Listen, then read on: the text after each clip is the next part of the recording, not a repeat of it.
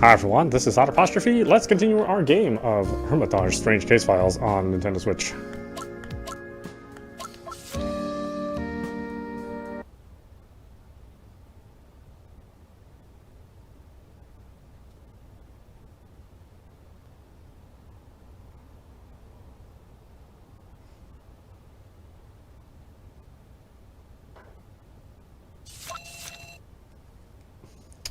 What did you say was the last thing you saw? I just need Cecile to confirm it again. The answer, probably. She looks out the window and responds flatly.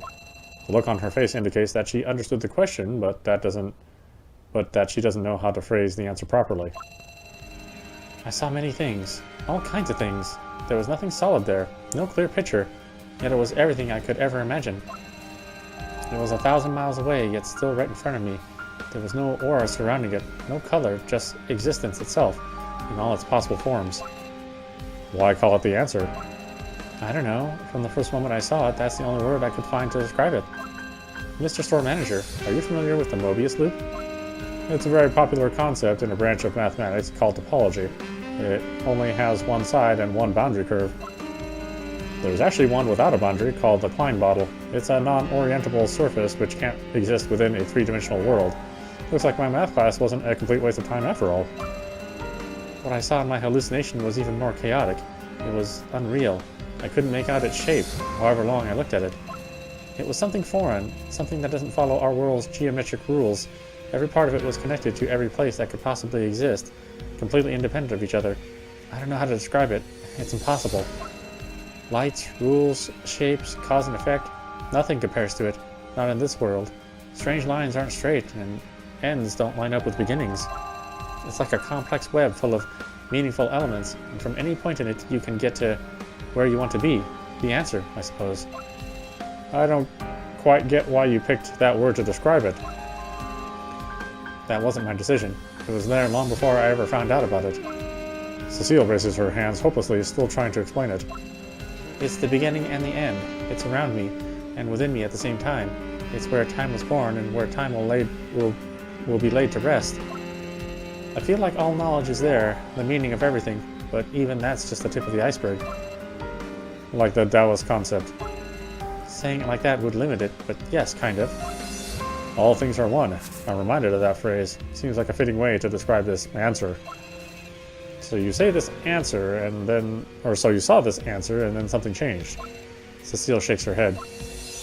It left me breathless, that much I know, but in a strange way. It was too confusing to be scary. There's so much I simply don't understand about it. The thing is, the moment I saw it, I think I became a target. She sounds deeply depressed and can't keep the fear out of her voice. A pair of piercing blue eyes was watching me from the sidelines, but because I was focused on everything else, they weren't that conspicuous. Why was I the only one there? When that thought hit me, it had already begun staring at me for quite a while. Wherever I looked, its gaze followed me. Every time I glanced at it, my body felt like it was turning to ice. There was a brief moment in which our eyes locked. I saw a reflection in its eyes, and it showed me the end of everything. Torn, cut, rotten, bloodied, impaled, burned, crushed, drowned. Nothing but death. I didn't know what to do, but it seemed like I was going to reach that ending someday. Cecile wraps her arms around herself, and I realize that her whole back is covered in sweat. Mr. Store Manager, it's so horrible. If it catches up with us, it will devour us. That's when everything began falling apart. A blinding light came crashing down, brighter than 1,000 stars exploding. One could say that I was submerged in the lake of hallucinations, and something pulled me up. I could feel those eyes on me, following my every move, even with my back turned to them. I still feel their presence as I move further away. I tried to run, but it was as if the ground itself was slowing me down, like mud. The eyes came closer. I had no choice but to swim upwards, but the panic and fear robbed me of my strength and paralyzed me. I couldn't see clearly anymore. Cecile shudders, and her voice becomes more withdrawn by the second. I pat her on the shoulder. She's covered in cold sweat, shivering, as if she was just pulled from the water. And then next thing you knew, you were in the bookstore, right? She attempts to wipe the cold sweat off her face and nods. This is all my own fault. Please don't blame Eloise, okay? Truth be told, this doesn't surprise me at all. The lilac grass came from Eloise. I suspected it all along, but this isn't the right moment for a snarky remark. Still, this raises a lot of questions. The patch of red on her arm backs up her story. Without Eloise's quick assessment of the situation, Cecile might be stuck in that locker. For someone suffering from such severe claustrophobia, it's no laughing matter. The situation in the real world is bad enough for Cecile, and these hallucinations are even more worrying. Where the hell did those eyes come from? What could be haunting a person trapped in such a strange fantasy? Usually trying to discuss any scenarios that someone experienced under the influence of hallucinogenic drugs is pretty ridiculous. It never makes much sense, but Cecile's situation isn't comparable to that. Since her illusions can be traced back to reality, it is important to take into account the fact that something that appears in the illusion may have practical meaning. Either way, we need to find out where the incense came from. No matter how miraculous and strange her encounters are, there is always an environmental basis for their existence. Mountains, grasslands, she sees actual biomes, so at least there is some twisted logic to it. The incense effects are now more obvious than before. I always wanted to identify the history of the incense, but the clinical symptoms were a mystery to me, and there was only a limited amount of information available. However, the situation has changed drastically. As for information, the strange guy who keeps delivering books has also kindly prepared some for me. Whatever his ulterior motive is, this is proof that the books have real value. It should be possible to find some records related to the things Cecile described. Although ancient techniques may have changed throughout the years, their functionality and purposes haven't. First, we should find out what this incense is all about. What are the lilac grass's origins?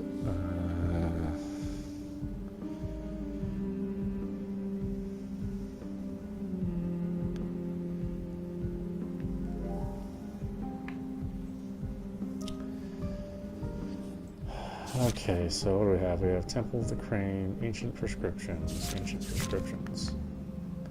In this book, in which all sorts of strange prescriptions from ancient and modern times have been recorded, there is a chapter called Spirit Fragmentation. There's mention of a powder that Taoist priests use to move their soul through time. Oh yeah, that's definitely the grass.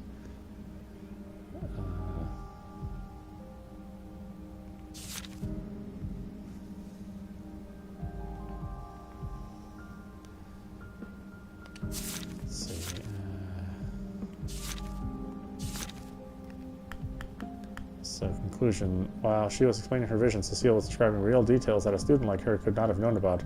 Therefore, she definitely saw something that actually happened in her vision. Yes. And then, we have ancient prescriptions. See, during the cheating incident, Eloise got into a heated argument with former President Lilly. During the argument, Eloise was inadvertently pushed down the stairs and was seriously injured. After a heavy use of lilac grass, Cecile had a bizarre experience. The past flashed before her eyes. In the end, these flashes developed into images beyond description. So that's it.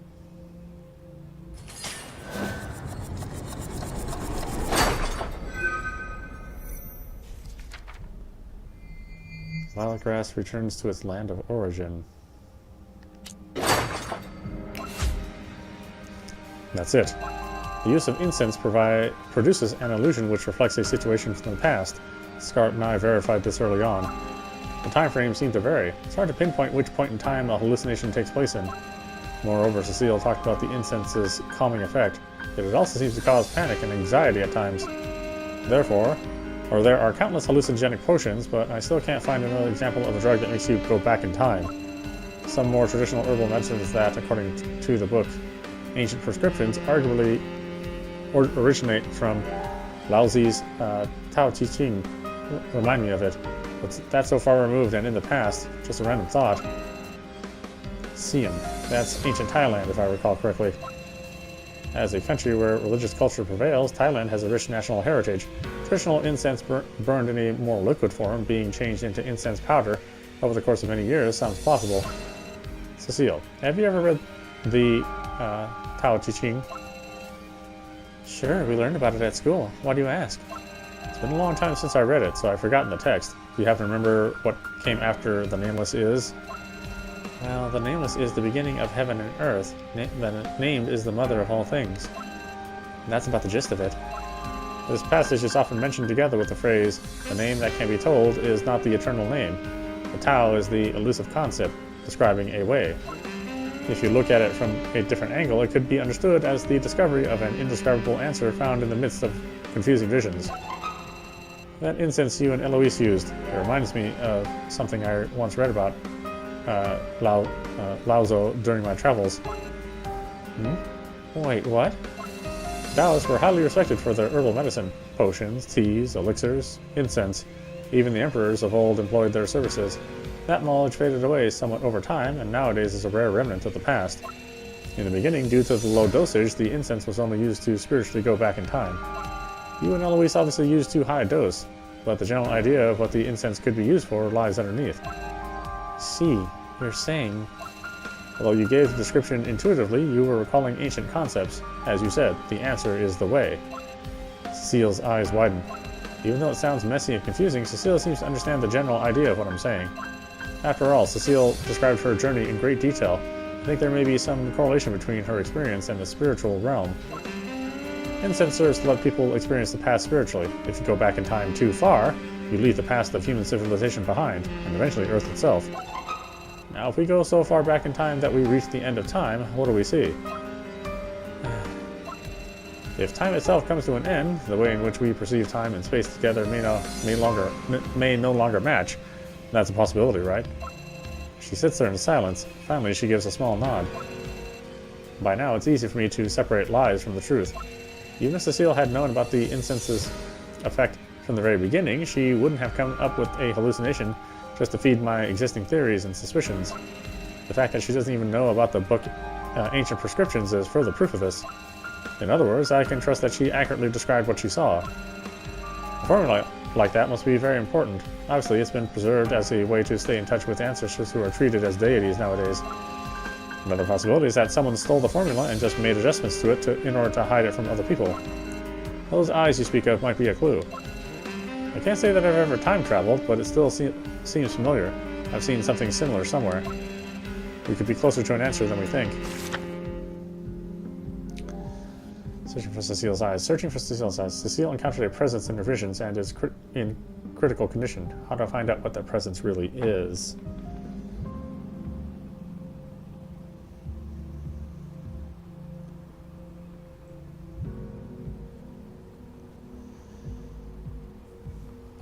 So we need a vision of inhuman eyes. During her experience, Cecile was faced with the mysteries of dimension and space. She arrived somewhere within the universe where laws of time and space transcended anyone's imagination. Afterward, a pair of inhuman eyes appeared and started following her, Cecile. Okay, so then... a biography, Chronicles of the Crane Temple. A biography of the rise and fall of the Crane Temple.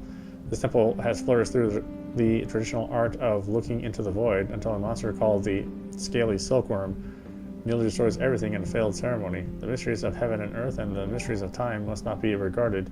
If you see them, the silkworm If you see them, the silkworm will see you in turn, and it will be merciless. Okay.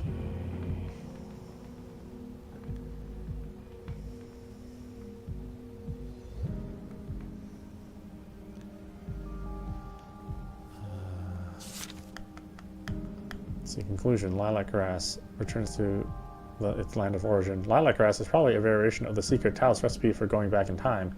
It was produced abroad, but spread to other countries later on.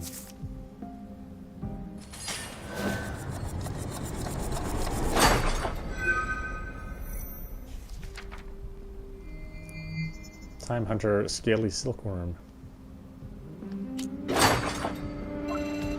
Snooping around like this is dangerous. Chasing a forbidden truth, poking around in a mystery not meant to be understood. All this does is provoke the entity known as the Scaly Silkworm. Although Cecile couldn't see it directly, its piercing eyes were always on her. There is no self or body within the illusions, so it's not unusual to not be able to make out figures. Eloise maintained her physical appearance in Cecile's hallucination, but that doesn't mean other creatures do the same. The fact that the two were able to see each other in their actual likeness might have been a first. Who knows? If a friend's appearance is dictated by one's imagination, who knows what would happen to other beings who possess the power of imagination? Nearly all of the Taoists in the book were wiped out. Perhaps their attempt to investigate things they weren't supposed to attracted the attention of otherworldly beings. They went back in time and saw the answer, so that must have been the catalyst for the alien species targeting them. Does that mean Cecile could be in great danger? I can't help but throw her a glance. She's not strong, frail even. Easy prey for an overpowering demonic entity lurking around in the dark, waiting to strike. Humans have always developed tools and gone hunting, but at no point were we ever the biggest physical predators, not even remotely. We aren't as strong as we like to think. I highly doubt fists could do anything against a predator that doesn't even appear in this world's food chain. Humans are good at using tools and adapting to different environments. The Taoists who survived did so because of the knowledge they possessed. Chronicles of the Crane Temple doesn't mention any way of dealing with this crisis.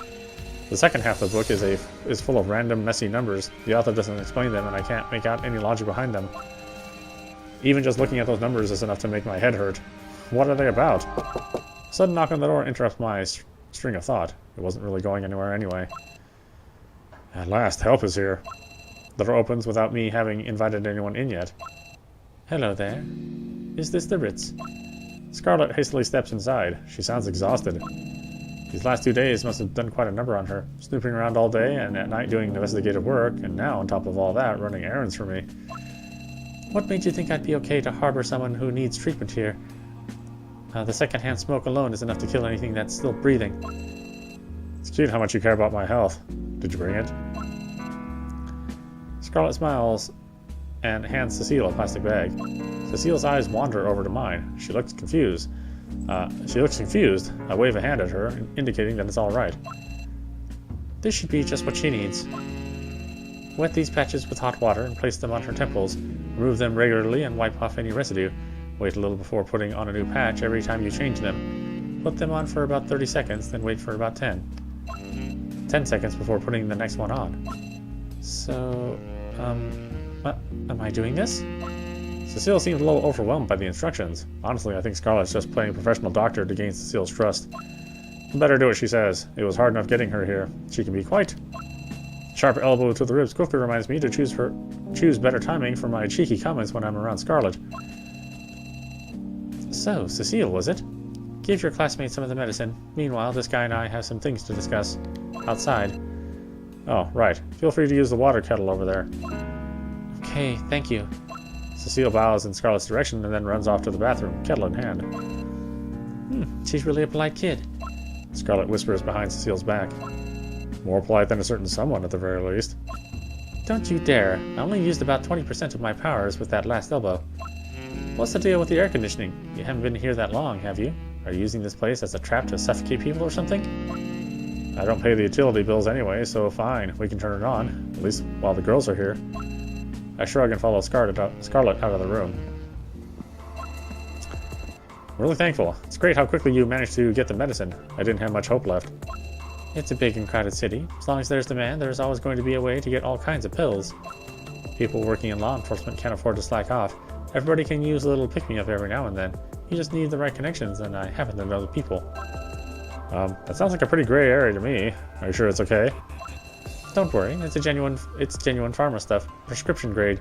You can't die unless you munch down the whole bag at once. I'll take your word for it. You didn't just drag me out here to get some fresh air, did you? Scarlet leans against the railing, and there's a long moment of silence before she speaks. It looks like those two girls are very close, right? Yes. Then I want you to carefully consider whether you tell Cecile what I'm about to tell you. Oh, did you find out something new? Yes, and I'm worried about Cecile's reaction to it. I can't help but admire Scarlet for this. She must have been working non-stop. Scarlet lets out a deep sigh. After reporting my findings to you, I went to the Young Artists Association. With all those documents, it wasn't hard to make up a reason to be there. Guess what? The association was never encouraging or promoting this thing. They actually find it troublesome themselves, and would have wanted to put things to rest quietly. So how did it end up becoming a back and forth of paperwork warfare? Scarlet shakes her head in disbelief. Because Eloise appeared at their doorstep and made them promise to thoroughly investigate the matter. She went there carrying her painting as well as a tape recorder. The director said that Eloise politely asked him for advice on how to handle the complaint. No matter what he tried to say, she remained persistent and wouldn't give up. So the director was so impressed that he decided to relent? It isn't that simple. He didn't agree until the very end, and only reluctantly, because he had to. I try to guess what she means by that, but I have no clue. Eloise stood there and threatened to kill herself. She was cutting into her wrist with a blade that she took from the art club. She placed the tape recorder on the edge of the desk. The director was frightened and didn't know what to do. I pictured the situation in my mind. An adult in his office, shaking behind his desk, and Eloise standing there calmly with a blade covered in blood. It reminds me of the feeling I had when she walked into the store. Her calm, quiet aura emits a certain oppressive power. Horrible thought, isn't it? An unassuming girl enters your office and suddenly that happens. Nobody will help me. This is the only way I'll get justice from you. That's what she said to the director while holding up her bleeding arm. Huh, no wonder he agreed. Her choice of words is interesting, isn't it? With this kind of pressure on them, the school and the cheaters' parents will have had to work together to find a solution. Personally, I think the situation is even more complicated. At least that's how it seems to me since I talked to those two students. Anyway, that's what happened. Have you checked with the association to see if they've made a final decision? I mean, nothing about Lily is directly related to them. Since the higher-ups have no intention of admitting anything, the association can do nothing more than apply pressure and protest. So saving face before the other schools is more important than actual justice. According to them, the award has been withdrawn, so Eloise got what she wanted. So there's no longer a punishment in effect? That's right, it's over. Considering the circumstances, I'm not as happy about that answer as I should be. What a mess. Exactly. If Cecile finds out about the predicament Eloise was put in because of the art club, there's no telling what she might do. I wouldn't blame Cecile if she caused a ruckus. She's been through a lot in a very short time, and somehow I think Eloise acted in a more calculated way than it seems at first. If you cut your wrist without hitting an artery, it's a scary sight, that's for sure, but it's not enough to actually kill yourself. But how would a young student know that? Did she research and plan it carefully, or is she used to such violence? Either possibility makes me shudder. It's insane. This isn't something you can ever take back. Some things haunt you for a lifetime and are more than just a small stain in your resume. Society is cold, averting its eyes instead of lending a helping hand. There's nothing to be done about it, but sitting around helplessly won't solve anything either.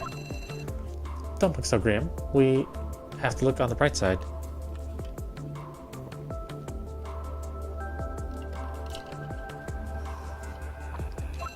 As I stand there in silence, Scarlet walks over to me and gently places a hand on my shoulder. Her words carry a certain weight. Whether she's working as a civil servant or as a lawyer, her daily tasks revolve around situations that originate from feelings of helplessness. This makes her words sound genuine. I straighten my collar and begin to ponder. I'm grateful for Scarlet and her kindness. I really am. Right now, the weight of the world seems even heavier than usual. We'll have to take all this into careful consideration.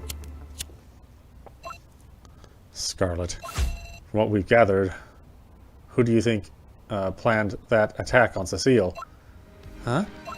Scarlet freezes. I can't tell if it's my question or something else that prompted her reaction. Who knows? We don't have much to go on other than what Cecile told us. Or other than what Cecile can tell us, have we? I can't do a lot with such limited information. You're right. Her statement alone is insufficient evidence. But let's not act as if it's nothing at all. You know what? In cases as these, figuring out the whole story can be even more shocking than the result. You don't have to take a door off its hinges to get past it. Finding a key that fits is enough. Cecile showed us the lock on the door. Now it's up to us to find out how to open it. Speaking of which, could it be that Cecile is more aware of the situation than she lets on and is just afraid of confirming her suspicions? The thought makes me feel a little queasy, but the questions need to be answered either way. Who ordered the attack on Cecile? I have to find out. Don't say that. I'm only doing this because I owe you. After this is done, we're even. Got it? After this is done, we're even. I think about what Cecile told me earlier. This is very serious. It's an actual crime. Whoever ordered it must hold a lot of power over the students to make them do such a thing. Cecile is just an ordinary transfer student. Even if she's had problems with people in her past, it shouldn't have affected the other students like that. That would mean the person who locked her in holds no personal grudge against Cecile and was merely used as a tool. The question is, what could possibly owe a person that was... Wait, the question is, what could somebody owe a person that was serious enough to commit such a crime? Are you referring to the cheating incident? There were two people who took a loss. Lily, who had to leave school to study at home, and Eloise, the real creator of the winning entry. Wait, you don't think... My mind is racing. I don't respond to Scarlet directly, trying to hold off onto my train of thought instead. Lily graduated before Cecile enrolled at the school. That means that everything that happened before then shouldn't have anything to do with Cecile. Lily is no longer part of the school, meaning the other students wouldn't carry out any favors for her. She wouldn't gain anything from it either. Eloise, on the other hand, nobody was on her side when the cheating incident took place. Throughout her arguments with the former student representative, people just stood by indifferently. If Eloise then had an accident in which she was injured, even people with very thick skin would feel guilty. In this case, just standing by and doing nothing was the same as abandoning her altogether. If I were in those students' shoes, I'd be most afraid of facing the person I turned my back on in the past. I probably couldn't even look them in the eye. Sounds harsh, but Eloise is a student representative and she has a reputation. Students might go to extreme lengths in front of her, or for her. In other words, if she, as a victim, came over and asked an onlooker to do something, it would be hard for them to refuse. Scarlet frowns and thinks about this, taking several deep breaths. She ruffles through her hair. I hate the thought of it, but I have to admit that what you're saying makes sense. Don't give me that look. I don't like this one more bit than you do. My tone is harsh. Cecile and Eloise are really close. Anyone can see that. But why? Don't ask me. The answer is clear and concise. Eloise is the person that the other students are most likely to do favors for. That's a logical conclusion. Nothing more, nothing less. As for the why behind it, I have no idea. I hope we're wrong about our assumptions. Eloise hasn't woken up yet, and there's a good chance she's going through the same ordeal that Cecile had to endure. Those demons from the illusion are still lurking around, and if everything weren't enough of a mess already, to be honest, I feel sorry for having complicated the situation even more with my theories. So what's the deal? Are you going to be honest with Cecile? Scarlet leans against the railings, staring at the moon's reflection in the puddles of water at her feet. I'll give it a few more days at least. Right now, the poor kid will probably go crazy if I told her. I look up at the sky and let all those mixed feelings rush over me. Fair enough. I'll find a way to deal with this. I'll think of something. In the meantime, please don't mention it to anyone, okay? Is it true? I shudder. It's the one voice I didn't want to hear at this very moment. Yet, here it is. With the lights as dim as they are, I can't really make out her facial expressions. But even in the dark, I can see Cecile's eyes tearing up. Is it true, Mr. Store Manager? Her voice trembles as she repeats her question, demanding an answer. What you said just now, is it all true? Scarlet quietly walks away. Despite her tough demeanor, she's not good at handling awkward situations. Every time I try to open my mouth and say something, my mind goes blank. I feel like a fish on dry land. Denial, anger, bargaining, depression, and then finally acceptance. In the face of tragedy, one usually goes through 5 emotional stages. Right now, however, the only word to describe the emotion on her face is despair. Cecile turns and looks at Eloise. Perhaps because she only just woke up, Eloise's steps are quiet and irregular. Nevertheless, she looks composed, exuding her signature calmness. Eloise responds to Cecile's gaze with silence. Eloise? Eloise, say something. It's more of a plea than a question.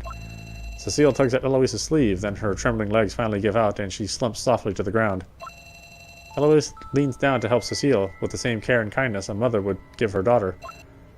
Little Cecile, I'm so sorry. Following her apology, Eloise lets go of Cecile's hands and rushes down the stairs desperately. Hey! Her steps are closer to leaps and she nearly falls as she breezes past me. Scarlet extends her arms to try to stop Eloise, but she's too slow.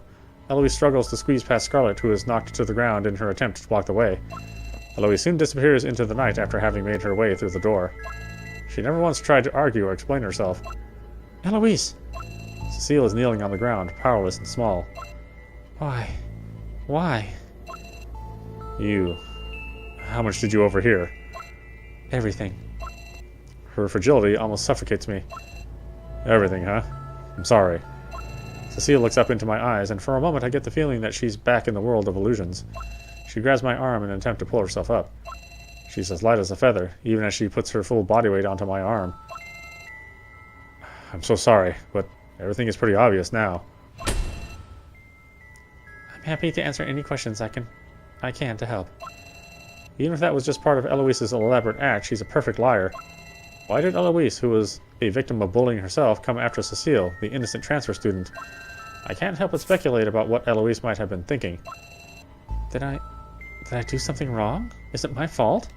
Cecile's voice is trembling. It's not the right question to be asking right now, but nobody can blame her. No, it's not. We all make mistakes in our lives, but kindness and tolerance aren't one of them. The mistake lies with those who impose their pain on you. Although I don't want to demonize Eloise just yet, I have to choose my words carefully around Cecile right now. Once the heart has been scarred by a betrayal like that, it can accompany you your whole life. Trying to forget about it only offers temporary sanctuary. Eloise's behavior can never be forgiven in that regard. Really? Is that really true? I'm not sure if she understood my answer. She nods silently and walks away slowly. Hey, where are you going? I can't help but grab her by the shoulder. She turns around and bows to me, as she always does. Thank you for taking care of me these past 2 days, Mr. Store Manager. I'm sorry to have bothered you so much.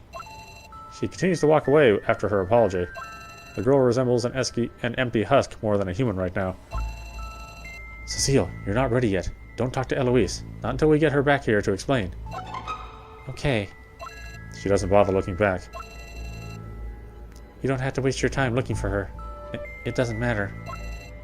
Wait, even after what she did to you? Did she take it too far? Yes, we all do sometimes. Cecile speaks softly. She doesn't sound convinced, as if the words coming from her mouth are not her own. It's just like a painting. That's it. I wanted to make friends, so I joined the art club. There's no sense in it if I can't find a friend even there.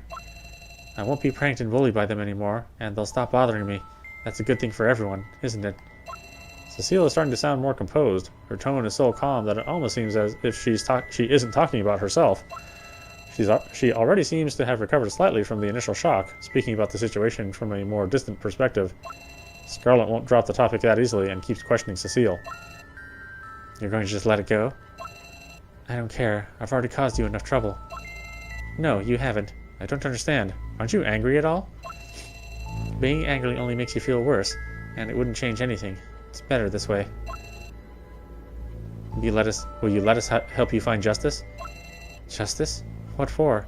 How would you even go about it? Don't give up on yourself like that.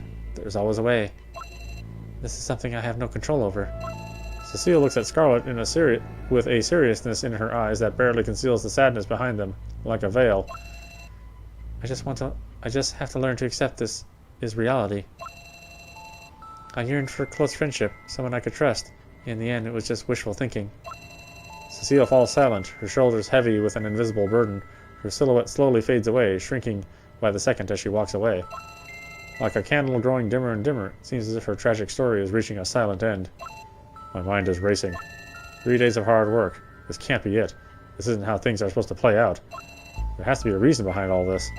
Letting Cecile know what Eloise did is just the first of many steps. This isn't over yet.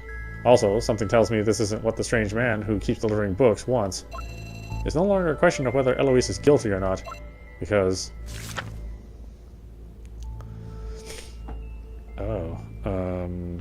I guess Cecile doesn't care if it's really honest. And if she doesn't care, why do we pursue it, right?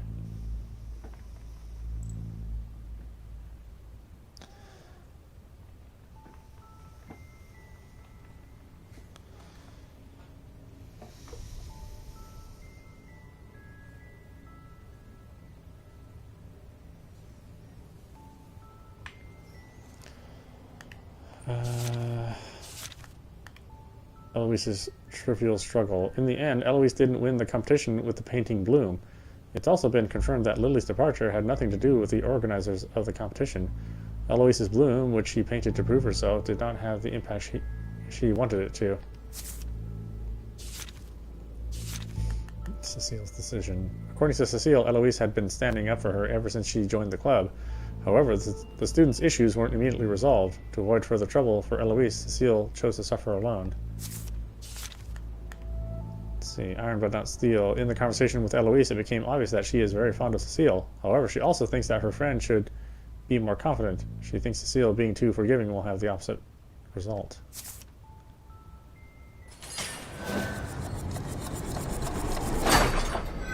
Suspicion approved.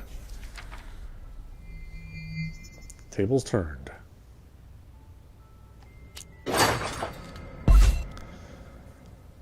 can't just give up now. I can't help but cry out. My words make Cecile stop in her tracks.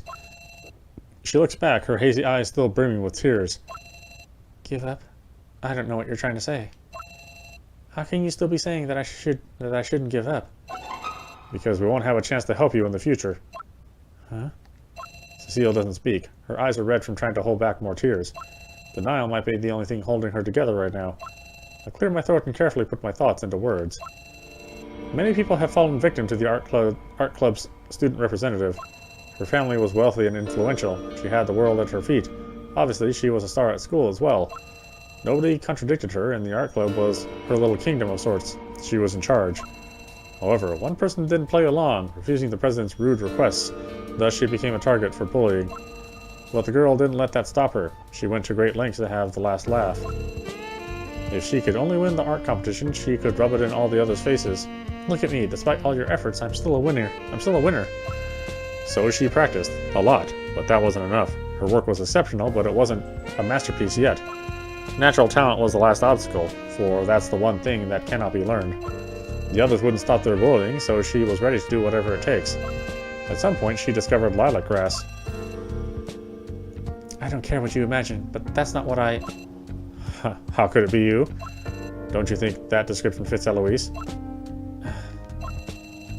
All I do in my life is imagine things, but I've never done anything without a basis for my imagination either.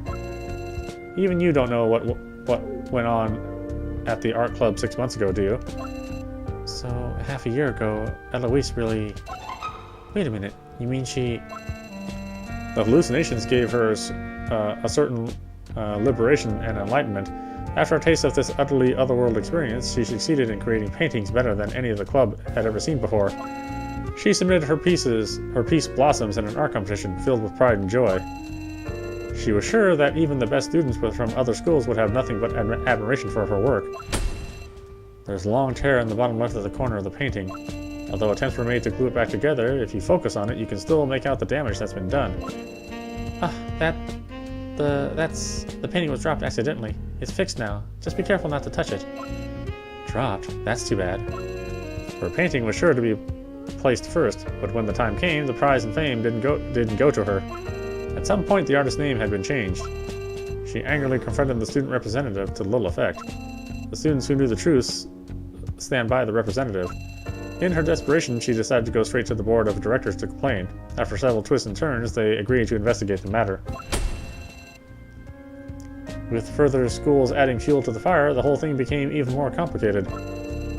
Have you checked with the association to see if they've made a final decision? Nothing about Lily is directly related to them. Since the higher-ups have no intention of admitting anything, the association can do nothing more than apply pressure and protest. So saving face before the other schools is more important than actual justice. According to them, the award has been withdrawn, so Eloise got what she wanted. So there's no longer a punishment in effect. That's right. However, the plan backfired, largely due to the representative parents and their influence. Blossoms was removed from the competition, but the representative faced no punishment. The girl couldn't accept this outcome. This resulted in a violent dispute between her and the representative. She grabbed her painting, already to leave the place that had caused her such misery. During the argument, she accidentally fell down the stairs. At this point, the school could no longer turn a blind eye, and the student representative was forced to spend the rest of her senior year at home. Her position was given to the girl who had been injured instead, as if that would somehow serve as a consolation. Just a minute.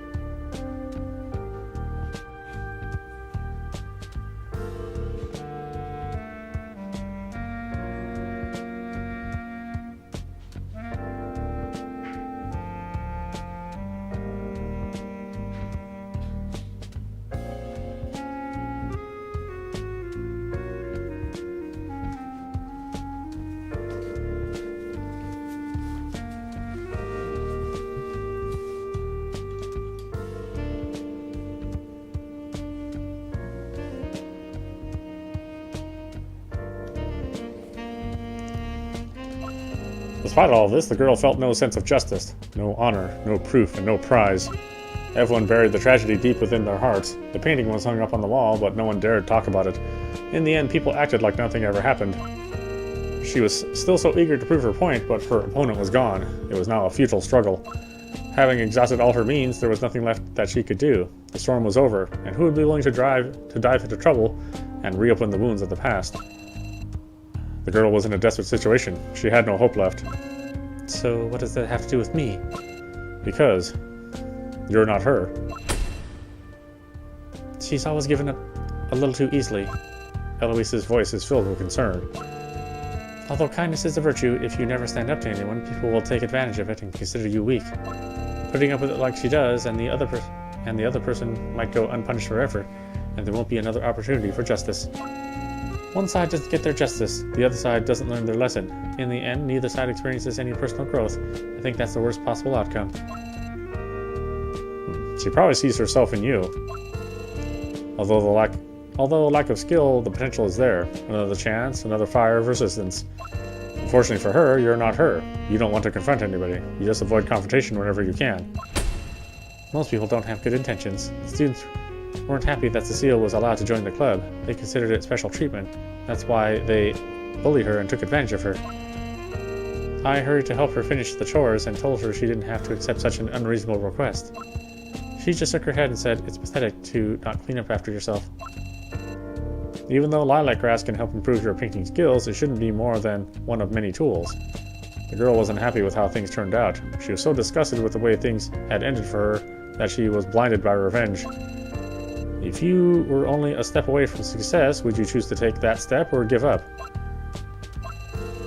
There wasn't enough pressure. Why not shape events in a way that you'd have full control over? This time, instead of trying to make friends, she played the guilt card to get others to her side.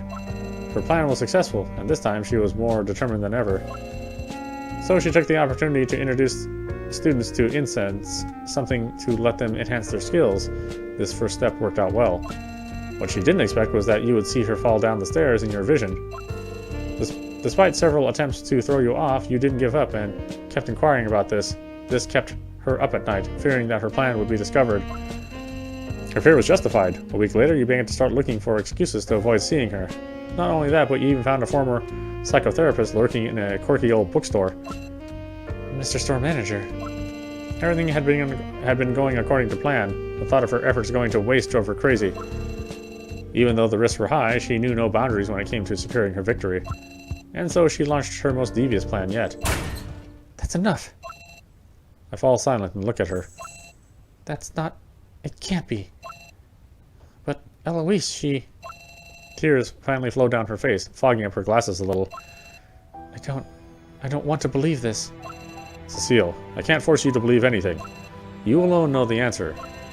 This is all just derived from the facts we've gathered so far. I can't help but feel pity for a person so taken over by hatred. What do you think? What would drive her to do something like that? Cecile lowers her head. The mysteries of heaven and earth must not be spied upon, for the scaly silk one shall look right back at us. I slowly recite the passage from the ancient book. You've already laid eyes upon that mystery. Trouble follows. It's not exactly clear about what the threat is, but you should not put your life in danger. That's just not you, but Eloise as well. Her symptoms are bad already, and she won't be able to handle this alone. Hermitage values every customer. Since she's been here before, she will always be considered a guest. Even so, she would never listen to me, but you're the only one who can help her. Cecile slowly but surely stops crying, but she keeps looking down at the floor without answering. Hold on a minute.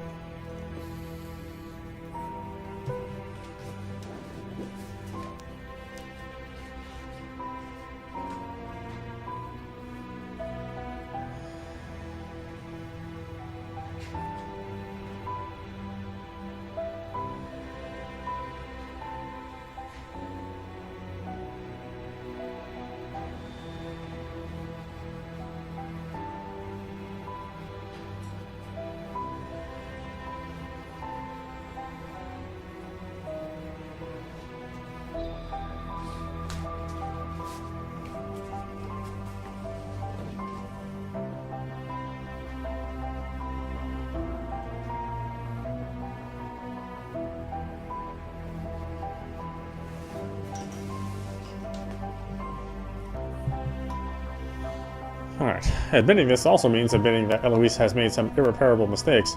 Even if things can be fixed somehow, their relationship will never be the same again. Cecile is a very genuine and determined person. The more I think about it, the more I worry that things are happening too fast. If that's how it is. She finally opens her mouth. If that's how things are, she'll find a replacement for me for sure. Someone who has that spark she's looking for. Cecile speaks her mind at last. More and more students will be forced to face that horrifying monster because of the incense. Eloise's obsession will continue and lead her down a dark and twisted path. Cecile's voice is growing more confident. She wipes away her tears. You're right. I need to try. She gives us a barely noticeable smile, a small ray of light in this depressing situation. I should go straight to her and sort this out. I'd rather clear things up than keep guessing. Scarlet bends down and readjusts Cecile's outfit. You've made up your mind? Yeah. It'll be alright, and if anything happens, you call this guy. Okay. Do you even know where to find Eloise? There's only one place she'd be. Cecile keeps talking as she makes her way down the stairs. After all, for better or worse, there's one place students will always hang out at. Her steps grow firmer with every stride, as if she's regaining her lost energy. Promise to be careful. We'll be waiting to hear good news from you. Cecile, now standing at the gate, turns around. She looks at us from a distance and bows her head. I can't thank you enough, really. With that, she walks away. There she goes. Scarlet says something just to break the silence. Quite an eventful day, if you ask me. If your definition of eventful is just a cute way of saying working tirelessly 3 nights in a row, I might choose a less eventful lifestyle after all. Why is that? I thought you were used to overtime. And that's different. My regular job isn't as psychologically challenging. But this little girl, she really needs our help. Look at you, showing genuine concern. Scary sight, but I do agree. Oh, you little... Scarlet rubs her temples and slowly breathes in and out. She knows I'm just teasing. Honestly, what is it with young people these days? What's going on in those families? All this intrigue and backstabbing, betrayal of trust. Do they think that's what adults do? What a mess. Because of these rascals, I'm kept awake at night. I'm wasting my beauty sleep on them. Any more complaints about your job you might want to file? Or is it because you're not getting paid? Just like that, she suddenly stops talking. What I said must have struck a nerve, but she holds herself back. Her expression alone makes it very clear that money is not the issue here.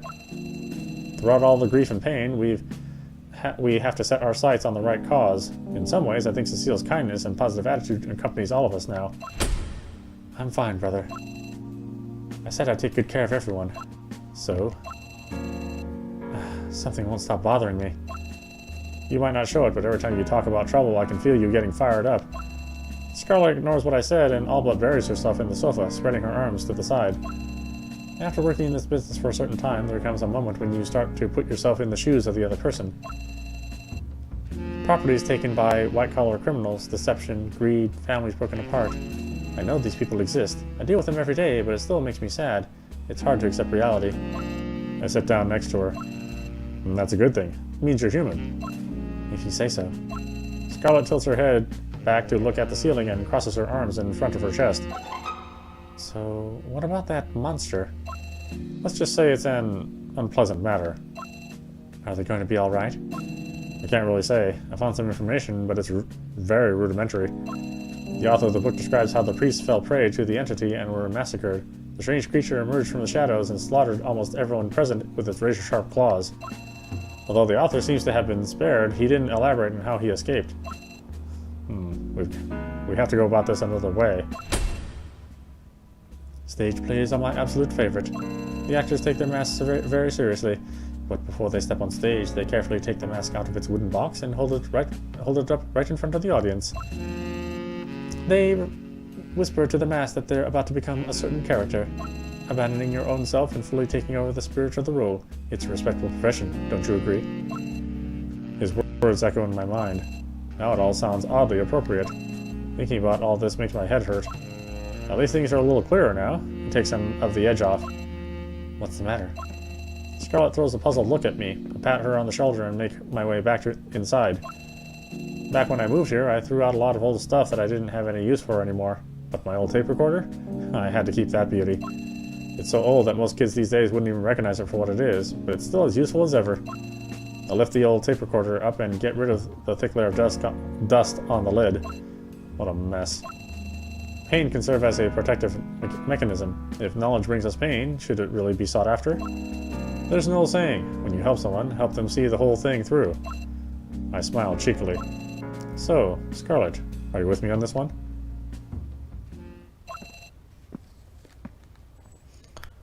Alright, why don't we stop it there? This is Audapostrophe. You've been... There we go. You've been watching Hermitage, Strange Case Files on Nintendo Switch. Anyway, I hope you enjoyed watching. I will see you at the next stream.